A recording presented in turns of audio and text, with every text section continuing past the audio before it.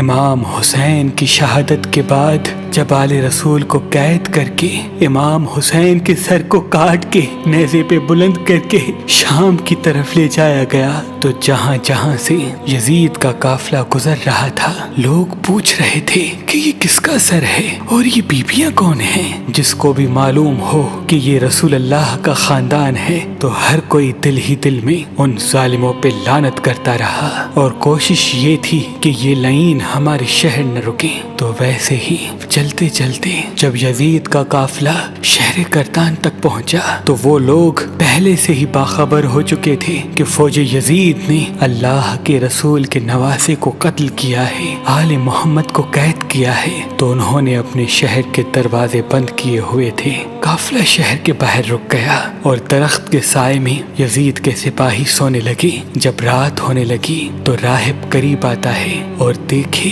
کہ ایک نورانی سر ہے جس پہ آسمان سے فرشتے آ کے سلام کر رہے ہیں اور وہ سر قرآن کی تلاوت کر رہا ہے۔ جیسے ہی واپس اپنے گھر جائے پوری رات سوچنے لگا کہ یہ کسی مقدس ہستی کا سر ہے۔ بس فوراً صبح آ کے سپاہیوں سے پوچھنے لگا کہ یہ کس ہستی کا سر ہے۔ فوج یزید نے کہا کہ یہ حسین ابن علی کا سر ہے۔ تو اس نے پوچھا کون حسین؟ اتنے میں شمر کہنے لگا حسین فاطمہ کا بیٹا، محمد کا نواسا۔ وہ چیخ کے زمین پہ بیٹھ گیا اور کہنے لگا کتنے بدبخت ہو، اپنے رسول کے نواسے کو ہی قتل کر دیا، اور یہ عورتیں کون ہیں؟ شمر کہنے لگا یہ رسول اللہ کی نواسیاں ہیں، بیٹیاں ہیں۔ وہ رو رو کے کہنے لگا اے شمر مجھے اس مقدس سر کو ایک رات کے لیے دے دو۔ شمر کہنے لگا یہ قافلہ شام جا کے رکے گا کیونکہ ہمیں یزید سے بہت بڑا انعام ملنا ہے۔ راہب نے کہا میرے پاس 10,000 درہم ہے، اگر ایک رات کے لیے سر دے دو تو وہ میں تمہیں دے دوں گا۔ سب آپس میں صلاح مشورہ کرنے کے بعد اس بات تک آ پہنچے کہ ایک رات اور رکتے ہیں۔ بالآخر ان ظالموں کو 10,000 درہم دے کے راہب امام حسین علیہ السلام کا سر لے کے اپنے گھر آ گیا اور ایک پتھر پہ آ کے اس سر کو رکھا اور زاروں قطار رونے لگا۔ اتنے میں امام حسین علیہ السلام کے سر سے آواز آئی اے راہب یاد کر جب تو اولاد کی دعا کروانے کے لیے میرے نانا کے پاس آیا تھا اور تمہارے مقدر میں اولاد نہیں تھا، میں نے اللہ سے دعا کی، اللہ نے تجھے 7 بیٹے عطا کر دیے اور تم نے کہا تھا کہ ایک مرتبہ میرے گھر آنا۔ اے راہب آج میں حسین تیرے گھر آ ہی گیا۔ بس جیسے ہی امام حسین کے سر سے یہ آواز سنی راہب زور زور سے رونے لگا اور کہنے لگا اے میرے آقا حسین مجھے معاف کیجیے گا، اگر مجھے معلوم ہوتا تو میں بھی آپ کے قدموں پہ قربان ہوتا۔ امام حسین نے فرمایا اے راہب اللہ کی مرضی یہ ہے کیونکہ اللہ کا دین میرے خون سے زندہ ہونا تھا۔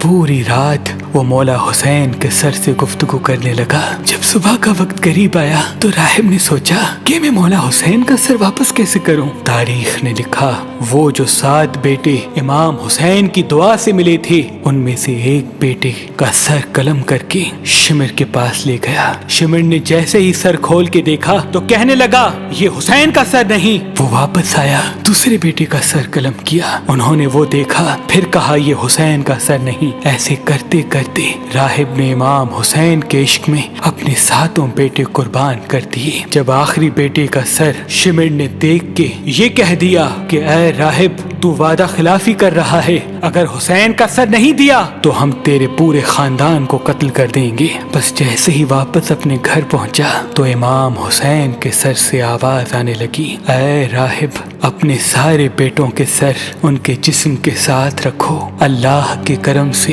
تمہارے سارے بیٹے زندہ ہو جائیں گے، اور میرے سر کو اٹھاؤ فوج یزید کے حوالے کر دو، کیونکہ یہ اللہ کی مرضی ہے، ہمیں شام تک پہنچنا ہے اور ہر گلی ایک ایک بازار سے گزر کے قرآن کی تلاوت سنانی ہے، میری بہن زینب کو خطبے دینے ہیں اور ایک ایک بازار سے گزرتے ہوئے اسلام کی تبلیغ کرنی ہے۔ تو بس راہب نے اپنے تمام بیٹوں کے سر ان کے جسم پر رکھے اور اللہ کے کرم سے وہ سارے کے سارے بیٹے زندہ ہو گئے۔ پھر روتا ہوا امام حسین کے سر مبارک کو فوج یزید کے حوالے کرتا ہے اور کہتا ہے کہ کتنے بدبخت ہو تم کہ اپنے رسول کے نواسے کو قتل کرتے ہو، ان کی بیٹیوں کو قید کرتے ہو، ان پہ ظلم کرتے ہو، تمہارا یہ ظلم قیامت تک تمہارے لیے لعنت بن جائے گا۔ آج بھی اس پتھر سے خون نکلتا ہے جس پتھر پہ امام حسین علیہ السلام کے سر مبارک کو رکھا گیا،